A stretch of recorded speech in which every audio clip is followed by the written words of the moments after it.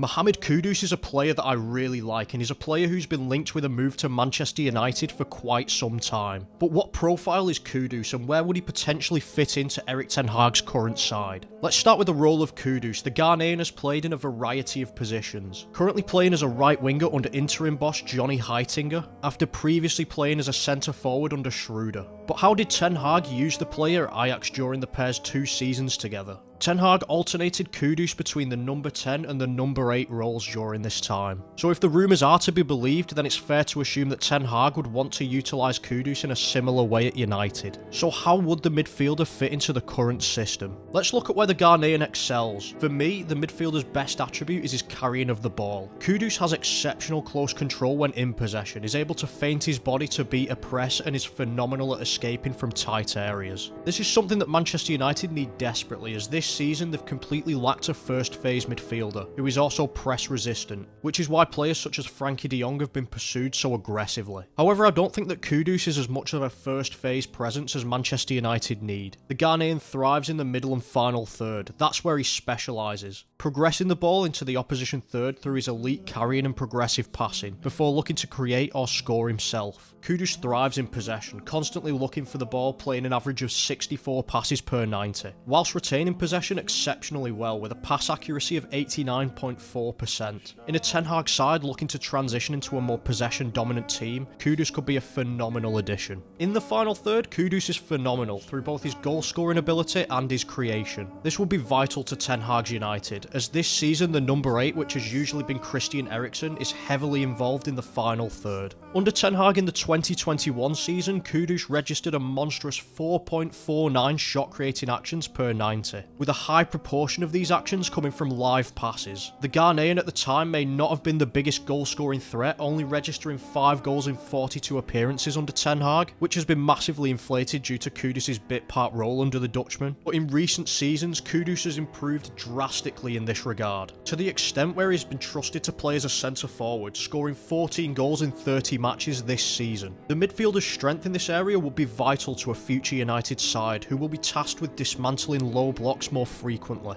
And finally, I'd like to touch on Kudus' defensive ability. The midfielder is sensational out of possession, incredibly hard-working, and his defensive numbers are elite. Kudus is the perfect player to have when looking to prevent opposition transitions. The Ghanaian excels defensively in the attacking third, which is an area where Ten Hag wants to continuously improve, as seen through the signings of players such as Wout Weghorst and Marcel Sabitzer. But that's a breakdown of the profile of Mohammed Kudus and how I think he will be a fantastic addition for Manchester United in the summer. But let me know your thoughts on the player and whether you would sign him in the comments.